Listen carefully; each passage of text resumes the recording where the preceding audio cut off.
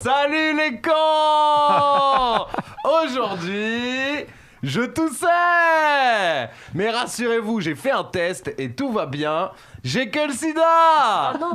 Dont il n'existe aucun vaccin. Et quand il y en aura un, certains le refuseront. Mais qui sont ces vaccino-sceptiques? D'après une étude, le discours anti-vaccin se répand dans les milieux dont le niveau d'éducation est au plus faible. Donc si vous êtes anti-vaccin, c'est parce que vous êtes con. Mais pas seulement con, votre niveau d'éducation est au plus faible. Comme celui de Thierry Casanova, youtubeur anti-vax, disciple de Raël, auteur d'une vidéo intitulée « Soigner son diabète en 20 minutes », qui a déclaré à propos de la crise sanitaire « Si j'étais ministre de la Santé », ça commence mal. Ce serait réglé rapido. Bain froid et jeûne pour tout le monde. Un peu de jus de carotte et vas-y que je t'envoie. Incitant les cancéreux à arrêter leur chimio, il va jusqu'à déclarer à une personne amputée que si elle boit du jus, je cite, « J'ai pas envie de te dire que ton bras va repousser, mais j'ai pas envie de te dire que ton bras va pas repousser. » Donc achète un presse-agrumes qu'il vend 1600 €.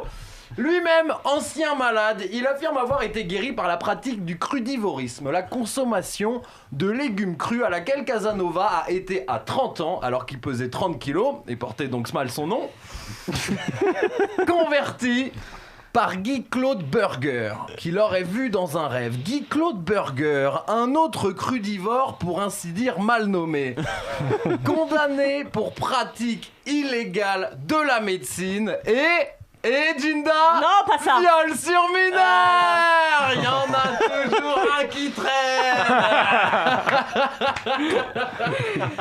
Il a déclaré, Guy-Claude Burger a déclaré qu'une sexualité sans respecter les schémas dictés par la société sur les relations adultes-enfants permettrait de développer des facultés extrasensorielles comme la voyance et la télépathie.